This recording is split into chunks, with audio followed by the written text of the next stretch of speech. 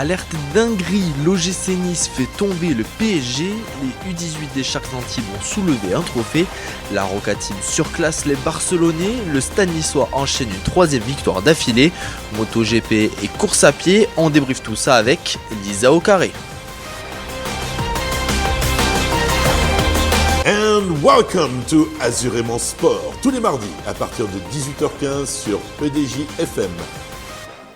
Il est 18h15, bienvenue dans Azurément Sport. Il s'est passé beaucoup de choses ce week-end et on commence par le flash qui a plus l'allure d'un journal avec vous, Lisa Fernandez-Martins. La saison est en stand-by mais le Nice Hockey ne chôme pas. Lors d'une conférence de presse jeudi dernier, les propriétaires ont annoncé officiellement l'arrivée de Jean-François Dufour en provenance de Grenoble.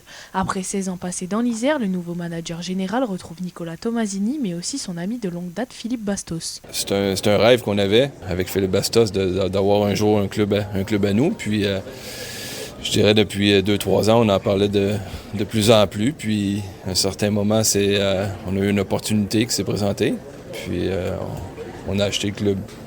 Fait qu'en achetant un club, puis moi en étant à Grenoble, mais ça faisait partie du projet de venir ici, puis d'aider ce club à évoluer.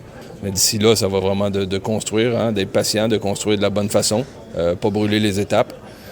C'est ça qui fait la clé du succès. C'est pas d'aller trop vite, c'est vraiment de construire un noyau fort, un staff d'entraîneurs en qui on a confiance. On sait qui eux aussi vont être patients de construire une équipe compétitive. Un staff solide conservé par Pascal Marguerite en assistant coach et Marc-André Lévesque propulsé en entraîneur principal. Un nouveau défi pour celui qui a seulement une dizaine de matchs d'expérience sur un banc. Un nouveau challenge, c'est peut-être pas la fin de carrière sportive en tant que joueur que j'espérais, mais bon, c'est comme ça, c'est arrivé. Et puis l'avantage dans tout ça, c'est que j'ai vite passé à autre chose. C'est un truc que je voulais faire depuis un moment, donc l'opportunité s'est présentée, c'est une opportunité que j'ai pas pu refuser. Le staff est donc déjà fixé, le quota des recrues françaises est déjà atteint. Parmi elles, Valentin Kofi et Jordan Munier en provenance de Chamonix. Du mouvement aussi du côté de Nice Volley. L'entraîneur Brice Donat a confirmé à Nice Matin rester sur le banc pour la saison prochaine. Il fait le point sur les mouvements de cette intersaison. Les plus marquants, Simon Hirsch, Alexandros Raptis, Bruno Diaz et Noah Martilla quittent la Côte d'Azur pour les cadors du championnat. Il faudra donc reconstruire un 6 majeur pour la saison prochaine. En handball féminin, l'OGC Nice s'est incliné face à Plante Cucu 35-27.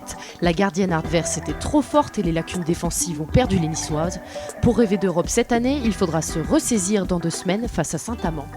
Le 15e tournoi international de Torball s'est déroulé samedi à Nice, une discipline conçue pour les malvoyants qui attire de plus en plus de monde.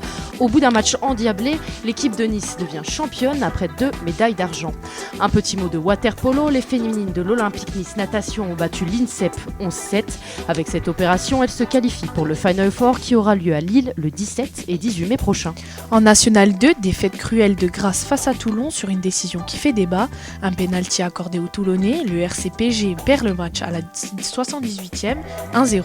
Prochaine rencontre face à Anglette ce samedi à 18h. Il faudra se ressaisir pour faire l'écart au classement face à Saint-Priest et Andrézieux.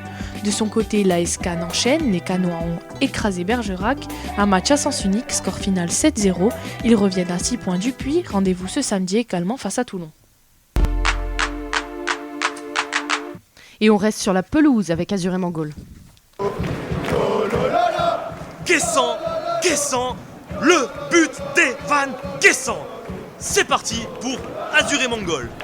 L'OGC Nice a créé l'exploit du week-end en renversant le Paris Saint-Germain au Parc des Princes. Les Rouges et Noirs stoppent l'invincibilité des Parisiens cette saison grâce à un Bulka des grands soirs, Louis Marmion. A souligné un changement important, le retour de Morgan Sanson dans le 11 titulaire. Les ailes sont animées par Klaus et Abdi. Le début de match est compliqué, les Niçois subissent les assauts des Parisiens, mais le héros du soir Bulka écœure Kvaratskhelia et Ousmane Dembélé à 4 reprises. Quelques minutes plus tard, Désiré Doué manque d'ouvrir le score, mais rate complètement sa frappe qui termine dans le ciel parisien. Après 35 minutes de souffrance contre le cours du jeu, les Aiglons surprennent les hommes de Luis Enrique et ouvrent leur compteur. Buonanni sert parfaitement Sanson dans la profondeur. Le numéro 11 niçois parvient à glisser le ballon sous le bras de Donnarumma. 1-0 pour le gym. Mais si qui devait arriva. Ousmane Dembélé trouve Fabien Ruiz dans la surface. Le milieu espagnol place le ballon entre les jambes du portier polonais. Un partout à la mi-temps. Les Niçois sont miraculés à la pause. Boulka permet aux siens de rester en vie. Pour espérer une place européenne, l'OGC Nice doit sortir le grand jeu et c'est ce qu'ils vont faire, Louis. Ils ne vont pas attendre longtemps. 22 secondes après le retour des vestiaires, Morgan Sanson double la mise. Sur un centre venu de la droite, Jonathan Klaus adresse un centre au point de pénalty à Sanson qui conclut d'un magnifique ciseau. Donnarumma n'a même pas eu le temps de bouger. 2-1 pour le gym.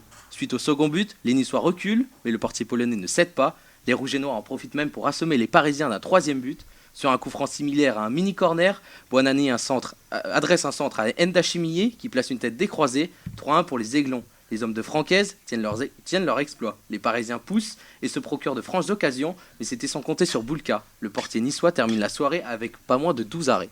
La victoire était nécessaire pour encore espérer l'Europe. Lyon, Nice et Strasbourg possèdent 54 points. Les derniers matchs seront cruciaux pour le gym et ça commence par la réception de Reims ce vendredi à 20h45. Monaco en revanche piétine. Les Monégasques n'ont pas pu faire mieux qu'un match nul face au Havre ce week-end. L'ASM montre ses ambitions et commence fort. Mbolo élimine son vis-à-vis dans la surface, mais Biarrette ne peut reprendre le centre du Suisse. Les occasions des Monégasques ne se concrétisent pas et ce sont les Havrais qui en profitent. Sur une belle action collective, le ballon est décalé à Junior Mwanga qui centre premier poteau pour Hassan. L'attaquant égyptien place une tête décroisée à bout portant de Philippe Cohn. 1-0 pour le Hack. Monaco tente de revenir, mais les occasions sont trop timides pour revenir dans le match. Le score en reste là à la mi-temps.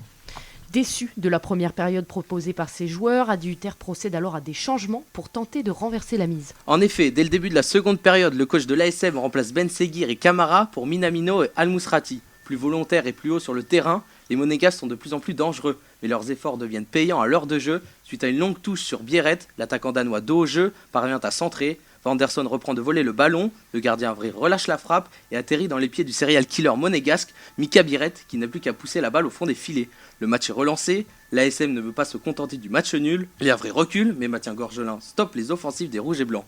Les entrées de Balogun et Diatta ne changeront rien à l'issue du match. Un partout entre le club du Rocher et le Hack. L'ASM perd une nouvelle fois 2 points à l'extérieur, une conséquence majeure au classement. Monaco perd la 3e place du championnat au profit de Lille. Les hommes d'Adi Hutter voient peu à peu la Ligue des Champions s'éloigner. La victoire est impérative la semaine prochaine à Saint-Étienne. Direction les parquets de basket. Three Mike James. C'est parti pour Azurément Clutch. C'est le moment d'accueillir notre invité du soir avec vous, Bastien Rag. Bonsoir Benjamin Paviani. Bonsoir. Vous êtes coach des U18 des Sharks d'Antibes. On est J+3 là après cette finale remportée de Coupe de France. Est-ce que vous êtes redescendu un peu de nuages ? On était bien sur notre nuage pendant 2 jours. Et là, le fait de se remettre dans les entraînements, d'avoir revu le match hier soir et de se projeter sur la suite du championnat où il y a encore de belles choses à accomplir, on redescend doucement et on va se remettre au boulot. Racontez-nous un peu ce scénario dingue dans cette finale. Vous êtes passé un peu par toutes les émotions. Ouais, c'est ça, on est passé par un peu tous les états, avec une entame où on voit tout de suite qu'on marque 2-3 paniers, on pense qu'on arrive à se lâcher, qu'on va être dedans, et puis petit à petit notre attaque elle s'épuise, on n'arrive pas forcément à défendre. Eux ils créent jamais un énorme écart, donc nous on doute un petit peu, mais on sait qu'on est capable de le faire, et arrive ce dernier quart-temps où on arrive à révéler un peu qui on est et à prendre le dessus mentalement, physiquement dans le basket. Voilà, les émotions elles sont décuplées par 10 et on a des frissons un peu comme a dit le capitaine pendant un quart-temps et on sait qu'il y a quelque chose à faire, et voilà, à la fin quand on gagne et que la pression elle redescend, c'est fantastique. Qu'est-ce qui a fait la différence ? Qu'est-ce que vous leur dites à la fin de ce 3e quart là ? À la fin de ce 3e quart, je leur dis que il y a exactement peut-être pas, mais il y a 3 semaines de ça environ, on a fait le même match à Dijon, qui était un match compliqué où on est à -14 à la fin du 4e quart-temps, et on avait réussi à le faire exactement de la même manière. Donc je leur rappelle un petit peu ça. De ce que je me souviens, de ce que j'ai dit, c'est ça, et eux je pense qu'ils s'en souviennent et qu'ils savent que le moment où on va appuyer sur l'interrupteur, ça peut aller très vite, et c'est ce qui s'est passé, je crois, vers 8 minutes ou 7 minutes 30 dans le 4e quart-temps, où on allume un peu la brèche, et la mèche, pardon, et après c'est parti quoi. C'est le 3e titre en Coupe de France U18 pour Antibes après 96 et 2014. Qu'est-ce que ça signifie pour vous et puis pour le club?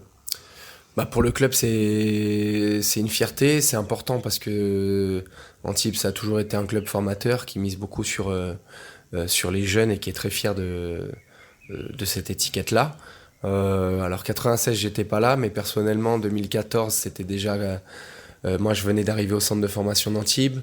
Après, j'ai joué une finale en 2016. Déjà avec Christian Corderas, on était déjà là tous les deux, qu'on avait perdu.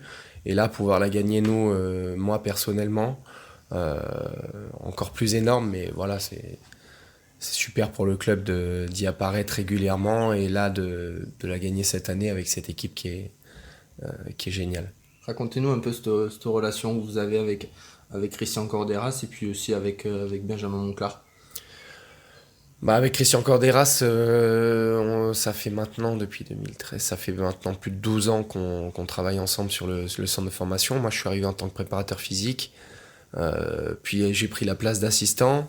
Ensuite, il y a Romain Deschamps qui nous a rejoint, qui a lui pris en charge la préparation physique pour que moi je prenne une équipe en charge. Récemment, Baptiste Révéla, voilà, on a un staff à 4 qui est vraiment soudé et on s'entend hyper bien et ça fonctionne bien maintenant. Avec Benjamin Monclar, il a intégré le staff réellement cette année. L'an dernier, il était encore joueur. On se connaît bien, on s'est entraîné ensemble pendant l'été avec d'autres joueurs, donc la relation elle s'est faite petit à petit. Et là, c'est vrai que cette année, le fait qu'un joueur de son expérience il puisse intégrer le staff pour faire la passerelle, notamment son rôle, c'est de faire la passerelle entre les jeunes au plus haut potentiel qui vont s'entraîner avec les pros. Il passe par lui, par son entraînement, par les conseils qu'il peut leur donner, etc. Donc c'est un réel plus pour nous, et dans le staff, on va dire qu'il est un peu dans le même état d'esprit que nous avec ces jeunes, où il sait leur parler, il sait rigoler, il sait être dur et exigeant. Et on a à chaque fois cette double casquette, à la fois d'exigence mais aussi de plaisir à travailler ensemble avec ces jeunes. Donc voilà, le staff il fonctionne très bien et j'étais hyper content qu'on puisse partager ensemble tous là-bas à la Corotel Arena. Très bien, on va revenir un petit peu sur voilà, ce lien avec l'équipe première et puis aussi les performances des Sharks cette saison. Vous êtes toujours dans Azurément Sport, on revient juste après ça. Tous les jeudis, retrouvez la matinale d'Exact. Notre équipe de journalistes fait le tour de l'actualité de la semaine à partir de 8h30 pour tout vous expliquer. Politique, économie, culture ou encore sport, on vous aide à comprendre le monde qui nous entoure. La matinale d'Exact, c'est tous les jeudis à 8h30 en direct sur EDJ-FM. On est toujours avec Benjamin Paviani, coach des U18 des Sharks d'Antibes. Quel lien justement vous avez avec l'équipe première? Est-ce que justement l'arrivée de Ben Monclar facilite aussi cette connexion avec l'équipe première? Les liens avec l'équipe première, ils ont toujours été plutôt présents. Depuis que JT Jackson est arrivé, ça se pérennise aussi. Il communique très bien avec nous, notamment avec Christian pour faire le relais, pour savoir quel jeune va s'entraîner avec eux, de manière plus profonde. Quel jeune on va intégrer un peu plus aux entraînements et sur qui on va miser pour l'avenir. Mais c'est vrai que Benjamin, il rajoute ce petit maillon de plus dans la chaîne qui fait que la chaîne est encore plus forte, à la fois entre nous et le staff pro, et surtout pour les joueurs. Surtout pour les joueurs qui s'entraînent en espoir ou en U18, qui vont s'entraîner avec les pros, il les prend sous son aile, il les développe techniquement aussi. Et il a un peu ce rôle aussi de mentor quand ils sont avec eux, il les rassure, il les conseille. Donc c'est vraiment un atout pour nous de l'avoir au sein du staff. Le centre de formation d'Antibes a sorti quelques noms du basket français. Je vais essayer de ne pas l'écorcher. Timothée Luabuka Barreau, Isaiah Cordinier aussi, il me semble. Est-ce que là, on a d'autres joueurs qui peuvent espérer aussi atteindre le très très haut niveau? Oui, alors il n'y a pas que deux, hein. On a aussi Kylian Tilly qui est passé par Antibes, qui avait signé un contrat NBA, qui joue maintenant en Espagne. Zachary Perrin qui joue en Pro A, Vincent M. Salem, j'en oublie encore sûrement, mais on va dire qu'on a réussi à être plutôt régulier dans la manière de sortir des joueurs depuis quelques années, de par ce que met en place le club. Et oui, je pense que c'est pas fini là. C'est Gabriel Veras qui touche du plus près le projet pour devenir pro. Il joue avec les pros. L'an prochain, il y sera très certainement de manière entière dans l'équipe. Et il a un potentiel, malgré sa petite taille, qui pour moi est très haut, parce que c'est un joueur qui est vraiment spécial par ses qualités physiques, son instinct. Donc voilà, le prochain, ce sera lui. Et le but, c'est d'en avoir... chaque année, c'est dur, mais sous des cycles de 2-3 ans, chaque fois d'autres. On ne peut pas dire jusqu'où ils vont aller. Isaiah et Timothée, on ne pouvait pas savoir qu'ils iraient jusqu'à tout là-haut, mais en tout cas, c'est tout le mal qu'on leur souhaite. Comment vous faites justement pour jongler entre intégrer à l'équipe première, qui s'entraînent, qui reviennent jouer avec vous, comment on effectue ce jonglage d'intégrer mais de ne pas brûler les étapes non plus? Nous, ça démarre déjà du surclassement qu'on fait entre U18 et Espoir, c'est-à-dire que nous on pense que les joueurs ils progressent plus en match qu'à l'entraînement. Donc dès que les joueurs ils sont prêts à doubler, on les fait doubler sans aller tirer trop sur la corde non plus, pour qu'ils jouent 2 matchs par semaine et qu'ils jouent face à des plus forts. La première étape elle est là, et la seconde étape ensuite elle est sur les joueurs les plus performants et au plus haut potentiel, d'aller s'entraîner avec les pros. Donc ça arrive régulièrement, le coach il essaye d'en voir un maximum, au fur et à mesure de l'année il sélectionne en fonction des besoins sur les postes et de ce qu'il a, du mérite par rapport à ce qu'il a vu. Et l'étape d'après c'est vraiment d'aller jouer avec les pros. Là pour un joueur comme Gabriel Veras, c'est vraiment difficile de jongler entre l'école, le bac, il joue avec les U18, il joue avec les pros, donc forcément il peut pas trop jouer en espoir. Mais en espoir, si vous voulez, le championnat fait que les résultats avant cette semaine-là sont un petit peu moins importants. Mais voilà, c'est gestion de calendrier, gestion des charges, école, et faire en sorte que le joueur il puisse progresser, qu'il puisse avantager son équipe et qu'il puisse aussi s'épanouir et aider l'équipe professionnelle. Donc c'est un travail d'orfèvre, on n'en envoie de fleurs à personne, mais c'est vraiment quelque chose de précis, quoi. Très bien. Merci Benjamin Paviani d'avoir été avec nous. Merci beaucoup. 3 victoires en 4 jours, tel était le défi de taille qui se mesurait face à l'AS Monaco Basket. L'étape 1 a été plus que validée avec une victoire dans le match 1 du premier tour des playoffs d'Euroleague face à Barcelone. Un succès sous haute tension qu'il fallait bonifier avant le séjour en Catalogne. Bastien. Conserver ou perdre l'avantage du terrain. Après un game one d'une intensité rare, les fans de basket doutaient fortement à ce que le match 2 soit un copier-coller, et pourtant on n'en était pas loin, avec des sifflets et des accrochages en plus. Thomas Satoransky, éjecté 2 jours plus tôt pour une grosse faute sur Matthew Strazel, a été hué à chaque fois qu'il touchait la balle et qu'il sortait ou entrait sur le parquet. Ça a trash talk fort entre Jabari Parker et Jordan Lloyd, ça s'est même poussé entre Justin Henderson, Alpha Diallo et Mam Jaite, et ce sont justement ces 2 derniers joueurs qui sortiront du lot au terme de cette incroyable soirée. Pourtant, l'entame est la même que 48 heures plus tôt, le Barça peut difficilement être plus adroit, mais les Monégasques s'accrochent grâce à un Alpha Diallo chirurgical. Le poste 3 omniprésent en défense sur Kevin Punter inscrit 15 des 17 premiers points de son équipe. Jaron Blossom Game, lui, est partout en défense avec plusieurs interceptions et est précieux au rebond offensif. Justement, vous parliez de rebond, il y avait un sacré client dans le premier match côté Barcelone, il a été complètement muet vendredi soir. Il s'agit de Youssef Fall, seul éclairci côté catalan mercredi soir, il n'a même pas eu l'occasion de s'exprimer. La faute a même été conquérant dans la raquette, des box-out totalement maîtrisés, des pick and roll réalisés à la perfection. Résultat, petit écart en faveur de Monaco à la pause, 49-40. Et l'intensité physique ne va faire qu'augmenter en deuxième période et on n'aura peut-être jamais vu autant de dunks en une mi-temps. Le premier claqué par Alpha Diallo en transition après le bloc de Jaron Blossom Game sur Dario Brizuela. L'écart gonfle, Monaco Monaco enchaîne les stops et les contres ravageurs. À la fin du troisième quart, Tarpé récupère et donne à Strazel. L'international français envoie une no-look pass à Jaité qui lâche un gros tomard. Et puis que dire du gros buster de Terry Tarpé sur Jabari Parker. Monaco déroule, Barcelone ne sait plus quoi faire, à l'image de Thomas Satoransky qui veut calmer Gaston Médecin en claquant à son tour un dunk, mais il se fait contrer par l'Arceau avant de tenter quelques secondes plus tard un shoot à 3 points dans le corner.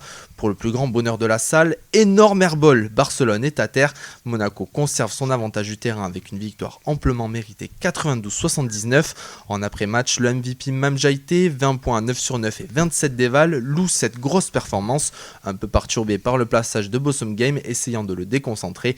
Il revient sur son sauvetage où il a fini derrière le panneau publicitaire au pied de son banc. Cette action elle symbolise clairement le mode dans lequel on est, l'intention avec laquelle on est venu. C'est combattre sur chaque ballon. Moi qui tombe et qui suis clairement aidé par tout le banc. J'ai senti cette énergie en plus quand je me suis relevé parce que je suis poussé par le banc. Donc on arrive à former un noyau, un bloc pour un seul but commun. Et je pense que ça arrive dans le meilleur des moments possibles. Monaco mène 2-0 dans la série et aura l'occasion de conclure en Catalogne, mais avant ça il fallait enchaîner en championnat, toujours à domicile, c'était face à Limoges, Bastien. Oui, et toujours avec le défi de gérer son effectif, comme d'hab Daniel Theis n'est pas là, Nick Calates encore trop juste, Alpha Diallo et même Jaité sont laissés au repos, et puis on garde plusieurs joueurs concernés, Corneli et Dimo dans le 5 de départ, Bégarin, Papayanis et Brown en rotation. Autant les supporters pouvaient trembler dans ce genre de match lorsque Sasa Obradovic était sur le banc, mais avec Vassilis Panoulis, cette crainte est retombée. Fini les matchs pièges face au mal classé de Betclic Elite. Dès que les boulons sont resserrés et que ça court plus, le score est tout de suite pris et ne sera jamais lâché. Mike James lance les siens avant que Terry Tarpé nous montre toute sa panoplie entre dunk et shoot longue distance. L'écart gonfle à plus 26 en milieu de deuxième quart-temps jusqu'à plus 43 en fin de seconde période. Les hommes de Vassilis Panoulis l'emportent 91-52.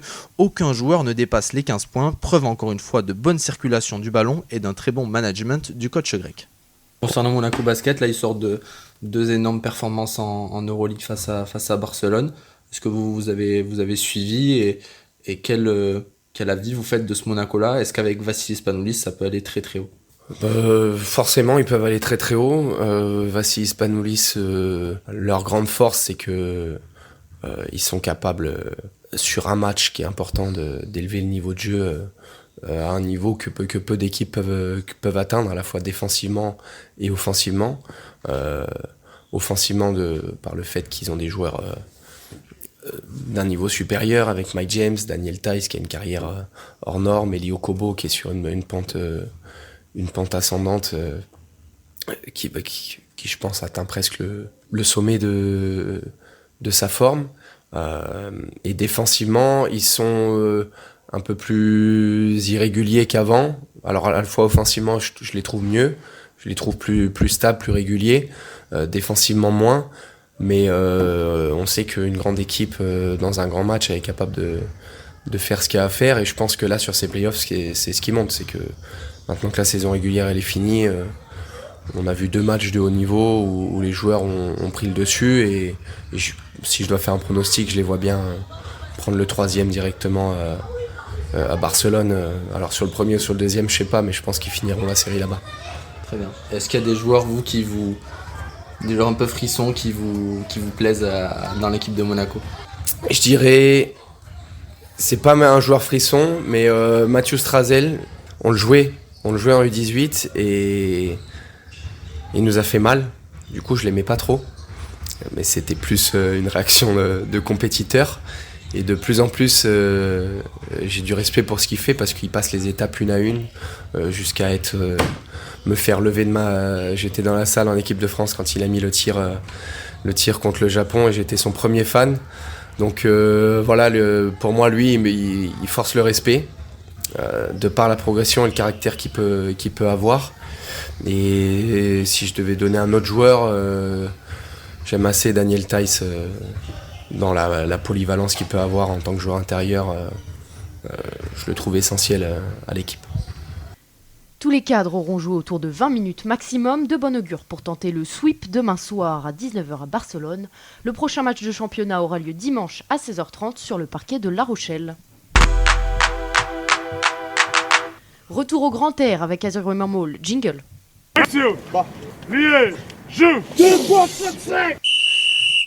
Une page rugby que l'on ouvre avec un exploit. Retour sur la victoire du Stade niçois à Provence Rugby vendredi soir. Un succès 13-12 que personne ne sentait venir et qui montre que les efforts payent enfin pour les Niçois. Quentin Barbazan. Jamais 203 et un dicton qui colle bien à la peau des Niçois cette semaine. Les hommes d'Alexandre Compan ont fait tomber un quart d'heure du championnat vendredi soir au stade Marcel Volo.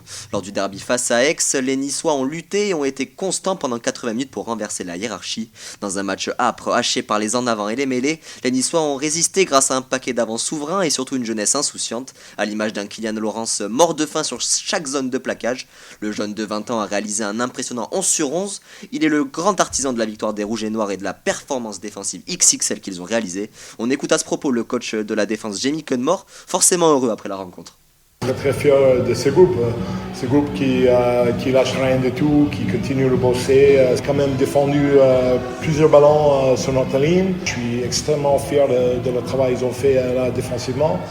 Dans ce match, les Niçois ont profité de Provençaux qui ont pris le match un peu de haut, se voyant déjà repartir avec les 5 points du bonus offensif. Au final, ils n'ont inscrit que 12 petits points et se sont cassés les dents sur la défense azuréenne. Un festival d'erreurs à l'image d'une passe sautée de Jimmy Goppert. L'international All Black est intercepté par Benjamin Dutard. Le jeune ailier met les cannes et file entre les perches pour faire exulter le stade. Si le coach aixois Maurice Reggiardo a pointé du doigt ses joueurs pour leur manque d'humilité, Martin Freites, le capitaine d'un soir, a quant à lui tenu à féliciter le caractère de ses coéquipiers. Les efforts payent enfin pour le stade niçois. Je suis trop fier des groupes. On a fait un gros match aujourd'hui. Je crois on savait qu'Aix est une grosse équipe, mais je crois que nous, avec la humilité qu'on a rentré au terrain, on a l'état d'esprit qu'on avait, je crois qu'Aix nous manquait un peu de respect. Ils sont arrivés, pensaient qu'ils allaient prendre les 5 points facile, mais nous, on n'a rien lâché. On a continué de travailler fort et c'est arrivé la victoire pour nous. Nice enchaîne une 3e victoire de rang à domicile et la direction, après avoir doublé puis triplé les primes de victoire après celle contre Agen et Biarritz, a cette fois fait un joli cadeau avant de partir en vacances à son collectif avec une prime multipliée par 5. Une prime qu'on n'a pas dû voir chez les joueurs du RC Toulon, sèchement battu à Vannes, lanterne rouge du top 14. Ils sont tombés dans le piège de la Rabine. Comme Aix-en-Provence face à Nice, peut-être que le RCT a pris ce match un peu à la légère. Pourtant, Pierre Mignoni avait envoyé ses meilleurs éléments, hormis le repositionnement de Marius Daumont à l'ouverture. Face à des Vannetais morts de faim dans le secteur défensif et qui ont également gagné la bataille des rucks, le RCT a pris l'eau en première mi-temps et peut même se montrer heureux d'être mené seulement de 9 points à la pause 15-6. Par contre, à l'entame du deuxième acte, est porteur d'espoir avec un essai de Priso et une pénalité de Jaminet qui permettent aux Rouges et Noirs de prendre le score 16-15. Mais en récoltant un 3e carton jaune et en subissant les plaquages offensifs de leurs adversaires, Toulon perd le contrôle du match et s'incline 29-19. Un non-match dévarois et surtout une mauvaise opération dans la course aux demi-finales directes. Le coach Pierre Mignoni a même qualifié avoir un sentiment de honte après la rencontre. Semaine de relâche pour nos deux clubs. Le RCT et le Stade niçois retrouveront la compétition le week-end du 10 mai. Nice se déplacera à Colomiers, tandis que Toulon recevra le Stade toulousain au Vélodrome de Marseille. Et mis à part le Stade niçois et le RCT, il y avait un sacré événement de rugby ce week-end au Stade Louis II à Monaco. Il s'agit du tournoi Sainte-Dévote, Bastien. Une véritable fête du ballon ovale rassemblant pros, entraîneurs, parents, grande instance, le couple princier et des jeunes rugbymen venant du monde entier. Le tournoi Sainte-Dévote est une compétition internationale de rugby à 7 pour les moins de 12 ans. Elle a été créée en 2011 par la Fédération monégasque de rugby en association avec le club de Luciana en Corse et en partenariat avec la Fondation Princesse Charlène de Monaco. Cette année, le tournoi rassemblait 24 équipes originaires de 21 pays différents. L'événement a été parrainé par Tendai Tawarira, ancien pilier de l'Afrique du Sud, surnommé The Beast et champion du monde en 2019 avec les Springboks. Divisé en 2 jours, le tournoi Sainte-Dévote a aussi permis aux plus jeunes et aux personnes en situation de handicap de découvrir ce sport, avant définitivement de laisser place aux futures pépites du rugby mondial pour le plus grand bonheur de Thierry Dantès, vice-président de la Fédération monégasque de rugby. Ça a été un grand moment de rassembler tous ces joueurs qui viennent du monde entier sur le stade Louis II. On a tous passé de bons moments et le plus important c'est qu'ils partent avec de bons souvenirs de Monaco et de belles images en tête. Alors ce qui m'impressionne c'est le niveau du tournoi, puisqu'on en est à la 13e édition et chaque année on monte un petit peu en niveau. Les équipes se préparent et viennent de plus en plus aguerries pour chercher à remporter ce beau tournoi. Côté sportif, chaque match dure 10 minutes, un essai égale à 1 point. Monaco remporte le trophée Sainte-Dévote en écrasant le club de Luciana 7-0. Petite désillusion pour le club du Rocher, battu par la Suisse, c'est une 5e place pour les locaux. Les Suisses finissent au pied du podium après leur défaite face aux États-Unis en petite finale. Et forcément, la grande finale ne pouvait être autre chose qu'un crunch, affiche au sommet entre le club de Montpellier et le club anglais de Cobham. Victoire des Héroltais, 2-0, de quoi ravir leur capitaine Auguste Goris. Le tournoi est très chouette, très chouette. Avec mes copains, on s'est régalé tous les matchs. Un peu de stress, mais toujours dans la bonne ambiance. Et la finale, vraiment très chouette. On jouait bien, on a bien joué, très bien même. Et on est très content d'avoir gagné le tournoi. Premier titre pour Montpellier depuis 2022, un signe d'une formation de qualité et d'une culture Sevens très présente. 100% paddock, la Formule 1 par une équipe 100% à bloc.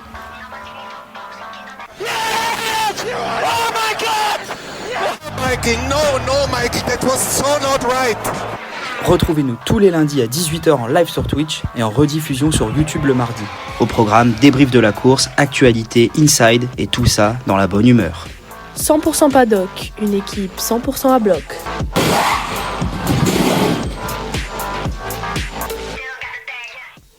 Un week-end totalement fou pour nos Français en MotoGP en Espagne. Entre désillusion, espoir et renouveau, Fabio Quartararo nous a fait vivre des montagnes russes sur le circuit de Jerez, Lisa. Tout avait pourtant bien commencé samedi matin avec une excellente qualification. Sur un tour parfait, Fabio Quartararo décroche la pole position, la première depuis le Grand Prix d'Indonésie 2022. Il décroche au passage le meilleur tour du circuit, Ángel Nieto. Mais dans l'après-midi, tout bascule lors de la course sprint. Parti en tête, Quartararo subit une pression énorme de Marc Marquez. Dès le deuxième tour, c'est le drame. Il chute dans le virage Pedrosa. Un freinage trop tardif et brutal. Quartararo glisse et laisse l'octuple champion du monde filer vers la victoire. Un véritable coup de massue pour Fabio Quartararo et son équipe, d'autant plus cruel qu'il semblait avoir le rythme pour jouer devant. Une chute le samedi et pourtant il va réussir à rebondir le lendemain, c'est ça ? Et oui, exactement. Quartararo a assumé son erreur et a relevé la tête rapidement. Dimanche, au départ de la course principale, il s'élance donc en pole position et réalise un moins bon envol que Marc Marquez, mais parvient à lutter et rester devant. Il tient la tête pendant plusieurs tours sous la pression constante de l'Espagnol et de Bagnaia, mais rapidement Alex Marquez, le frère de Marc Marquez, très à l'aise à domicile, profite d'un enchaînement d'événements favorables. D'abord la chute de son frère dès le troisième tour, puis une attaque parfaitement placée sur Bagnaia pour s'installer dans la route du Français, avant de lui porter l'estocade sans grande résistance. Quartararo, sur une Yamaha encore en manque de vitesse de pointe, n'a pas pu suivre le rythme, mais il s'est accroché héroïquement pour défendre sa deuxième place face à la Ducati officielle de Bagnaia. Tour après tour, il contient les attaques du champion en titre pour aller chercher une magnifique deuxième place. Il met donc fin à sa série noire de 560 jours sans monter sur le podium. Un soulagement immense, surtout après la frustration de la sprint. Quartararo remonte ainsi à la 6e place du championnat. À la même période l'année passée, il était 15e. Une vraie renaissance pour El Diablo et son team qui montrent enfin du rythme après des années compliquées.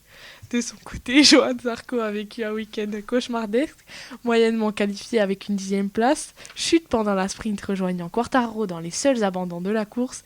Il termine finalement 11e ce dimanche. Résultat, il passe juste derrière son compatriote au classement avec 7 points de retard. Un week-end fait d'ascenseur émotionnel pour Fabio Quartararo, la pole, la chute puis le podium. Mais désormais, c'est au Castellet qu'Azurément Sport fait un pit stop. Le circuit Paul Ricard a accueilli le Grand Prix historique ce week-end, un événement qui met à l'honneur les voitures et les champions des sports automobiles. Vous étiez sur place, Marius Druard. Et oui Lisa, une Renault championne du monde, Alain Prost de retour dans sa McLaren, Charles Leclerc en agitateur de foule, bienvenue au Grand Prix de France historique 2025. Oh, vous entendez ce son ?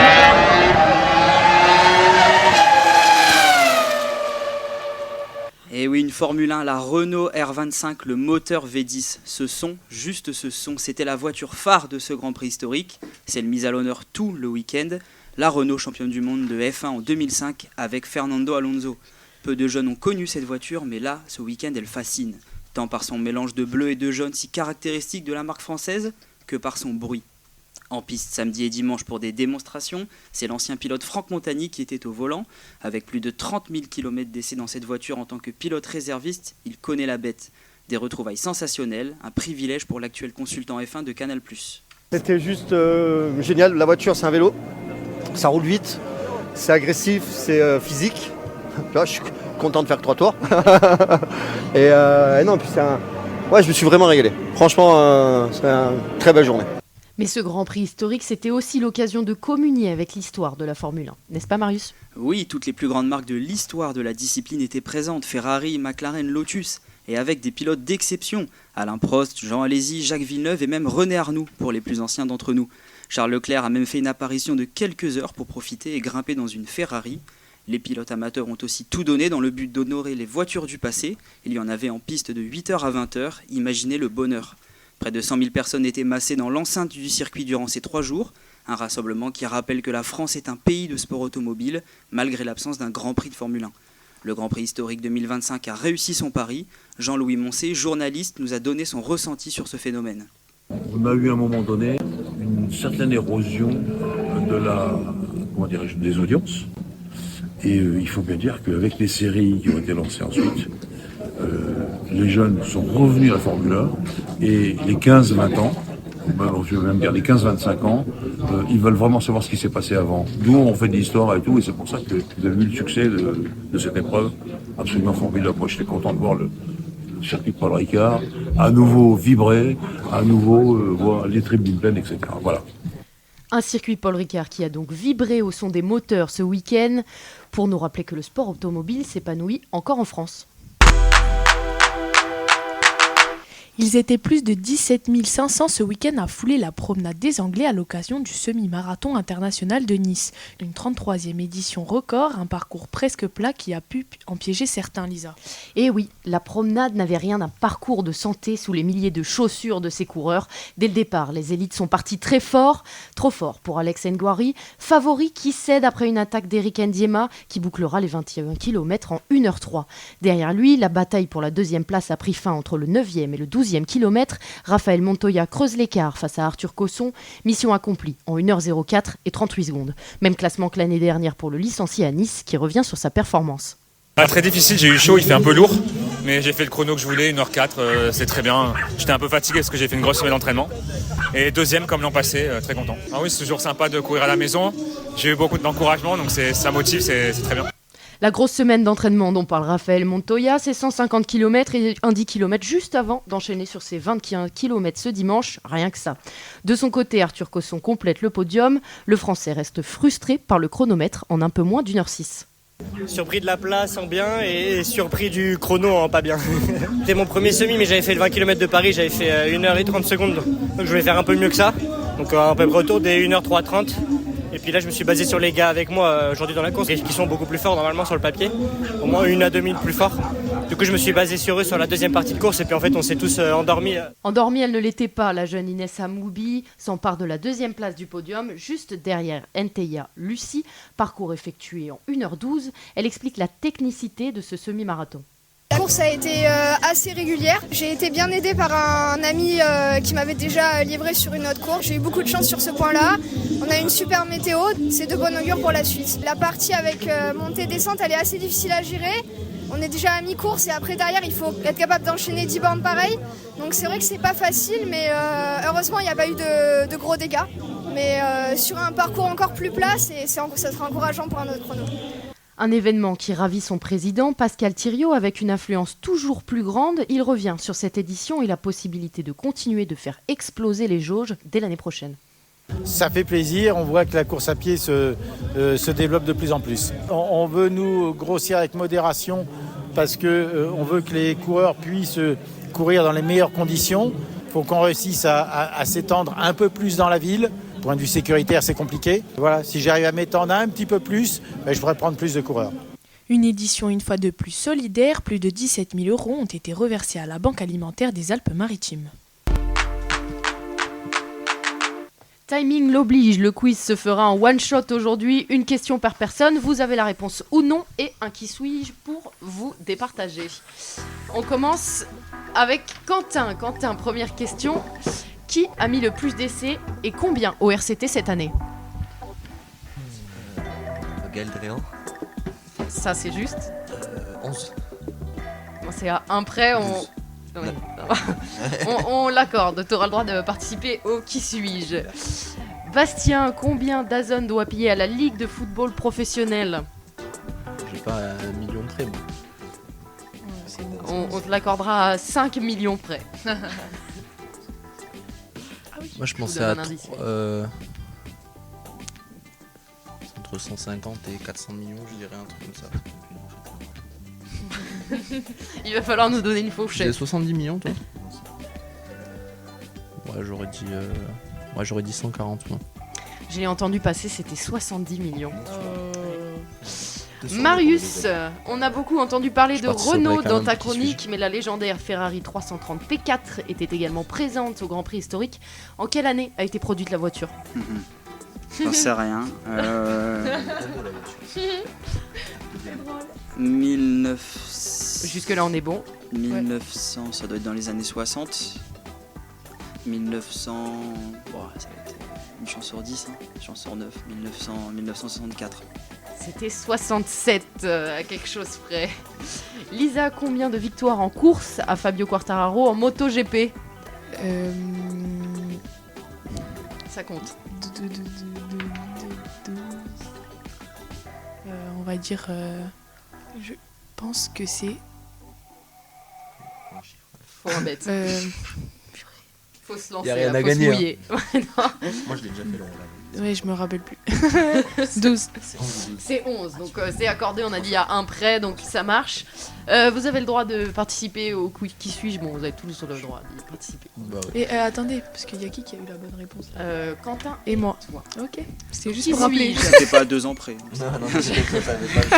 Je suis né en 93 à Bayonne, joueur international de français de rugby à 15. Je commence ma carrière à l'Aviron bayonnais avant de signer au RCT en 2015. C'est ça. Pas eu le temps de dire quoi que ce soit. Oui, bon, en même temps, question C'était rugby. Évidemment ça. Merci à tous de nous avoir écoutés ce soir. Bravo Quentin pour le quiz. Merci à Baptiste Echen pour la régie. On se donne rendez-vous dès la semaine prochaine, même heure, même chaîne.